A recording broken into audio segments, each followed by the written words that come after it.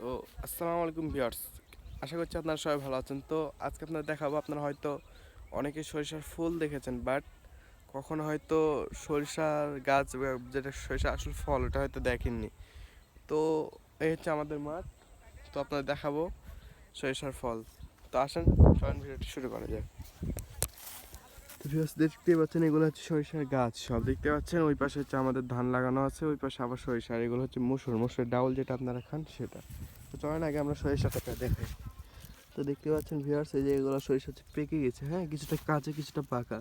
এই পাকা সরিষাগুলো আছে না, এই সরিষার ফলগুলোর ভিতরে না, এগুলো যখন মেশিনে মাড়াই করা হয়, এই যে তখন এই যে ফলের ভিতর থেকে এরকম সরিষাগুলো বার হয়, যা আপনারা দেখতে পাচ্ছেন।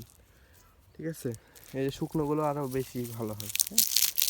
এগুলো শুকাই গেছে, দেখতে পাচ্ছেন। এগুলো হচ্ছে সরিষার দানা, আসল খাঁটি সরিষা। তো ভিউয়ার্স, আপনারা অনেকেই দেখলেন। হুম, এবার আপনাদের দেখায় মসুরের গাছ। ঠিক আছে, আপনারা অনেকে জানতে চাইছিলেন যে মসুরটি কি কেমন। এই যেগুলো হচ্ছে মসুরের গাছ, দেখতে পাচ্ছেন ভিউয়ার্স, এই যে ডাল ডাল এগুলো হচ্ছে মসুর ধরেছে, হ্যাঁ। আপনাকে একটু ছিঁড়ে দেখায়।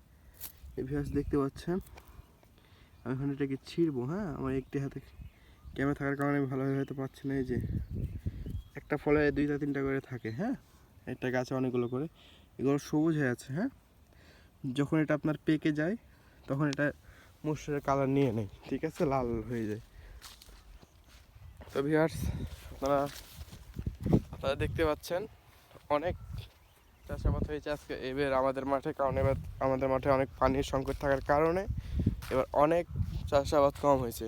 তো যারা ডাইরেক্ট এসে ভিউ উপভোগ করতে চান তারা চলে আসতে পারেন আমাদের মাঠে, অসুবিধা নেই। আমি আপনার এনে পুরো এরিয়াটা দেখাবো। তো দেখতে পাচ্ছেন এগুলো সব সরিষা লাগানো হয়েছে, এগুলো সব সরিষা ধান।